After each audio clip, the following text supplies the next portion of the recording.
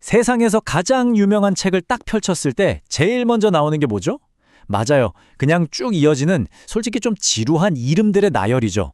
대부분은 그냥 휙 넘겨버리는 바로 그 부분. 근데요, 바로 그 지루한 목록 속에 정말 놀라운 이야기가 숨어 있습니다. 오늘 그걸 한번 파헤쳐 보려고요. 아마 여러분도 한 번쯤은 생각해 보셨을 거예요. 아니, 왜 이렇게 위대한 이야기가 하필이면 이렇게 따분한 족보로 시작하는 걸까? 그냥 건너뛰라고 넣어둔 건가? 바로 이 질문, 왜? 라는 이 질문에서 모든 게 시작됩니다.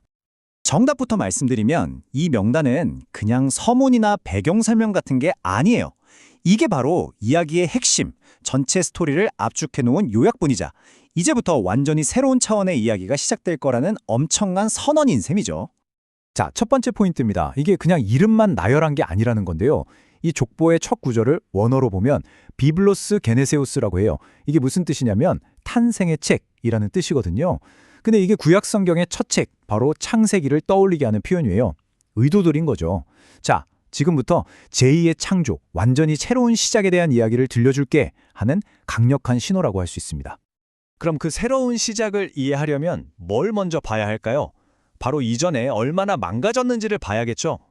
놀랍게도 이 가계도는요, 웬만한 막장 드라마는 저리 가라 할 정도로 온갖 스캔들과 실패의 역사로 가득 차 있습니다.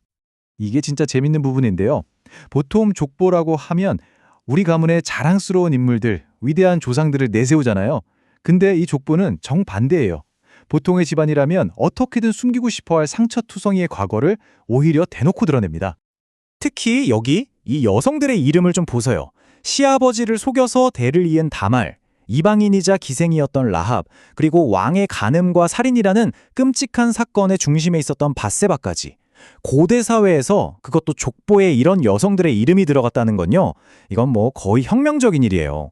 하나님은 깨끗하고 완벽한 사람들하고만 일하시는 게 아니라 이렇게 엉망진창인 삶의 한가운데로 직접 들어오신다는 걸 너무나 분명하게 보여주는 거죠. 그리고 이 문제는 그냥 개인의 스캔들에서 끝나지가 않아요. 결국에는 한 나라 전체가 실패하는 이야기로 이어집니다. 그 위대했던 다윗 왕조가 결국에는 완전히 무너져서 민족 전체가 나라를 잃고 포로로 끌려가는 최악의 상황까지 가게 되는 걸 이 족보는 그대로 보여주고 있어요. 자, 그런데 바로 이 절망의 한가운데서 이야기는 엄청난 반전을 맞이합니다. 인간은 계속 실패하고 넘어지고 모든 걸 망쳐버리는 것 같은데 그 모든 혼돈 속에서도 절대로 끊어지지 않는 하나의 줄기가 있었기 때문이죠. 이 족보를 푸는 진짜 열쇠는 바로 언약이라는 단어입니다.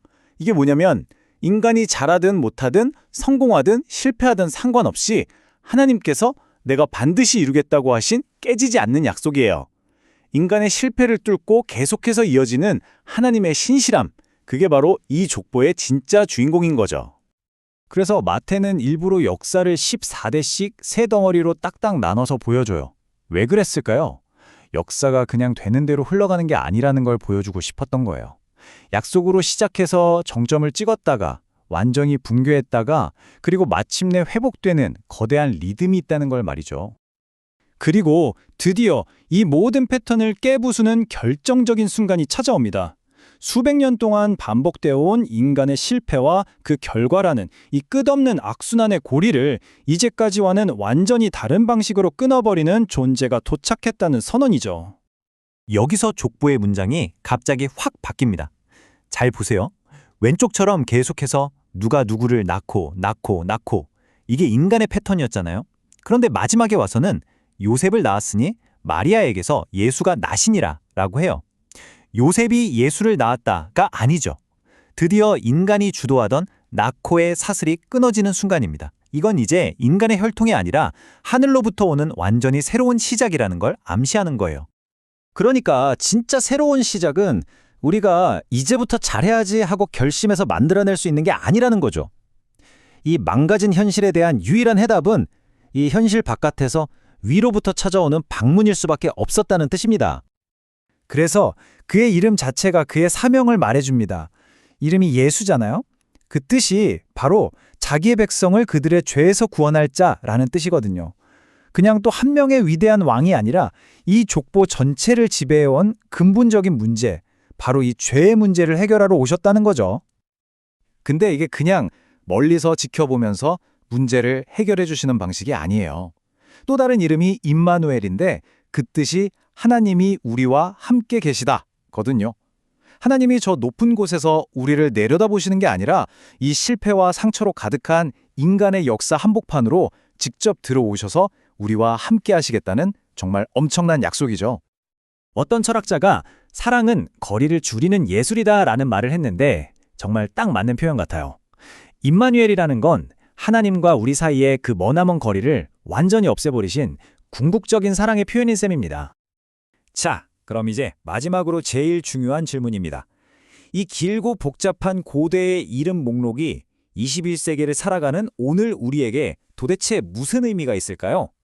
결론은 이거예요. 이 족보에 담긴 논리가 오늘 우리 각자의 삶에도 그대로 적용된다는 겁니다. 우리의 부끄럽고 엉망인 과거가 우리를 실격시키는 조건이 아니라는 것. 하나님의 은혜는 우리가 저지른 최악의 실패보다도 훨씬 크다는 것. 그래서 하나님은 우리가 완벽해질 때까지 기다리시는 게 아니라 지금 이 모습 그대로의 우리를 찾아오신다는 것.